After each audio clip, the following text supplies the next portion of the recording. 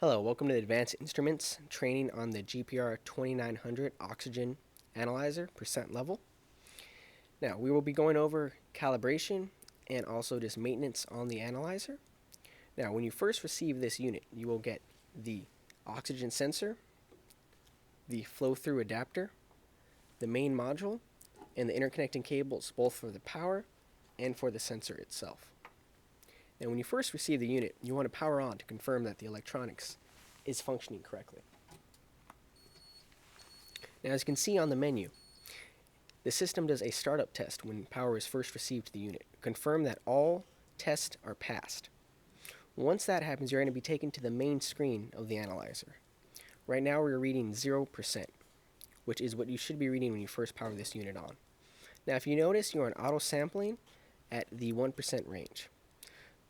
For default, the analyzer will be auto sampling, and you can change that later, but for now this is acceptable for air calibration. You can also notice that you'll see the temperature, pressure, and alarm values. We'll go over how to change the alarm values later on in this video, but for now we will do a new sensor install. Now, when you receive the oxygen sensor, it will be bagged as so. You can open up the bag and remove the sensor, and you'll have the sensor as you see here. Now, make sure all your connections on the back are correct, and make your connection to the sensor from the main module to the oxygen sensor.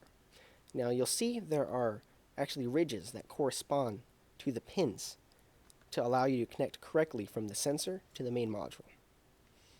Now, when you make your connection, you can just slide it in, and you'll see the analyzer respond. It will take a few moments to get to a full stable reading, but you can just wait and you'll see the range on the analyzer, confirming that the analyzer is looking through the various ranges to get a final output reading.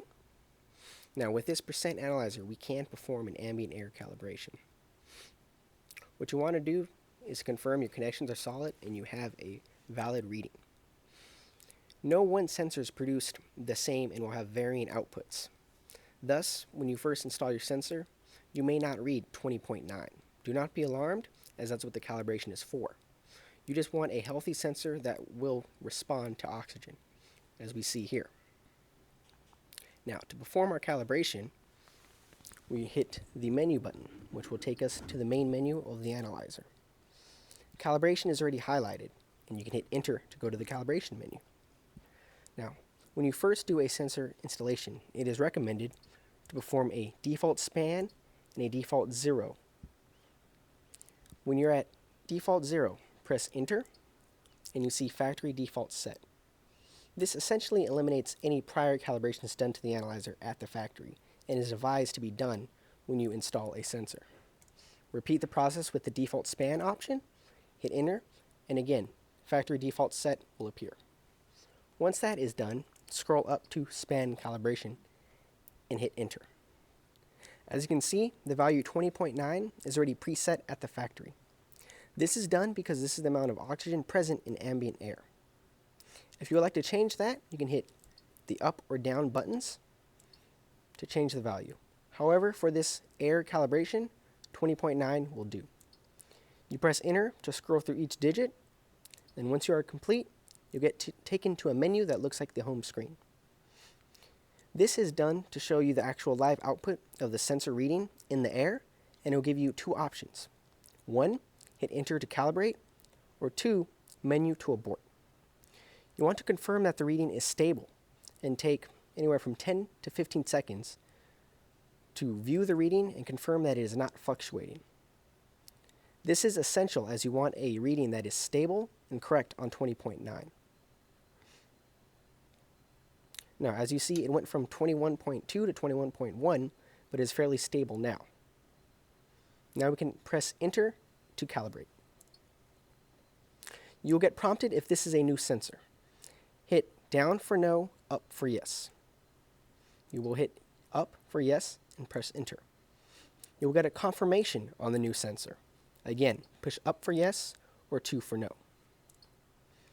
You'll get a prompt that says calibration passed. After this calibration pass prompt, you'll be taken to the main menu where you will see the sensor reading at 20.9. If the sensor is bad or if the sensor is old, you will get a failed calibration prompt, and you will get kicked back to the main menu without the calibration being done. This is to prevent any faulty sensors to get calibrated to the unit.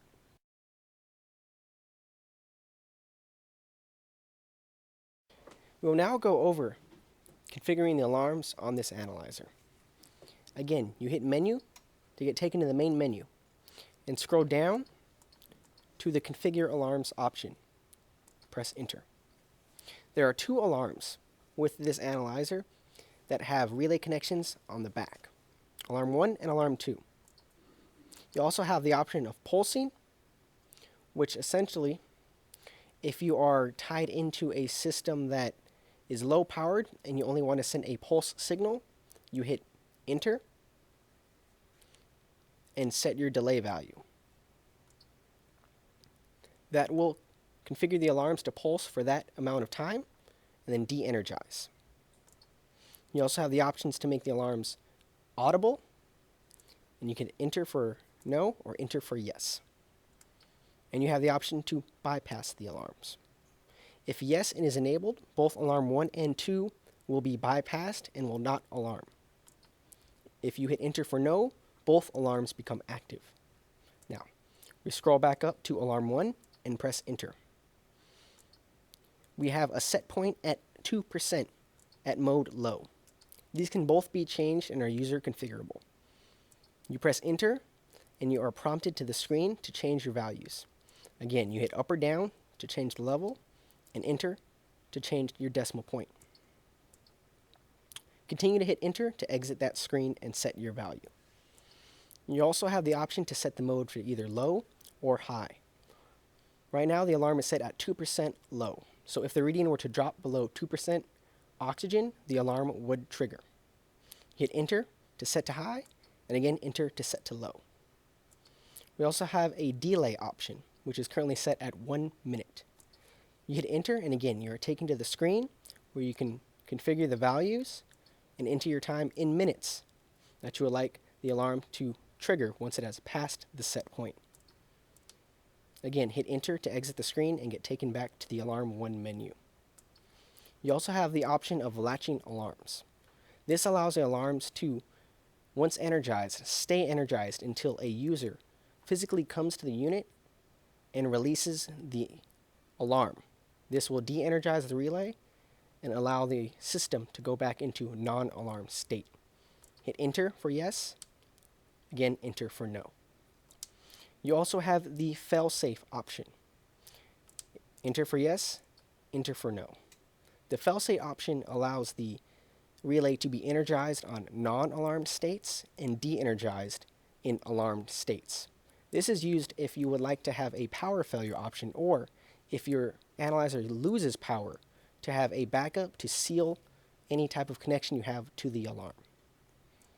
And your last option is enabled. Enter for no, enter for yes. This allows you to enable either alarm 1 or alarm 2, or disable both alarms. Once you have done your configuration, you can hit menu and are taken back to the configure alarm screen. If you scroll down to alarm 2 and press enter, you have all the options as alarm 1, and you can set your alarm mode to either high or low, delay, latching, fail-safe, and enabled. These are all user configurable and up to your process to determine what is the best levels for your application.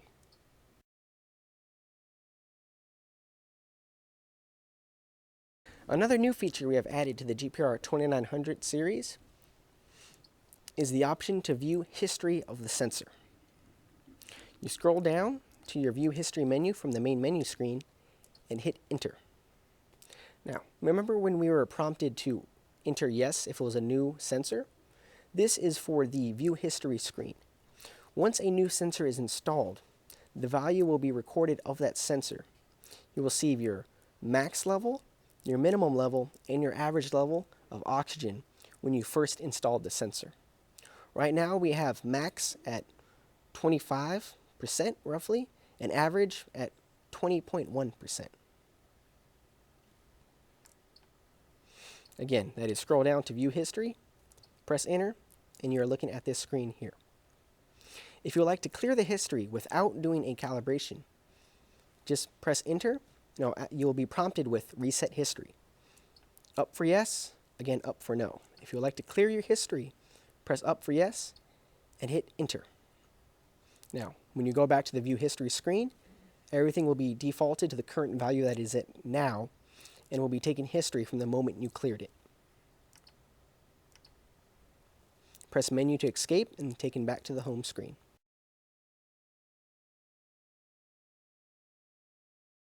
Another nice feature with this new software upgrade is the System Options menu.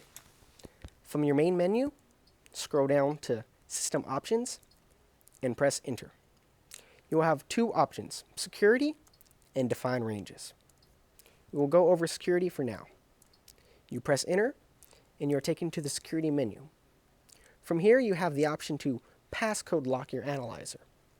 This essentially allows a 4-digit passcode to lock the analyzer from any other users but yourself.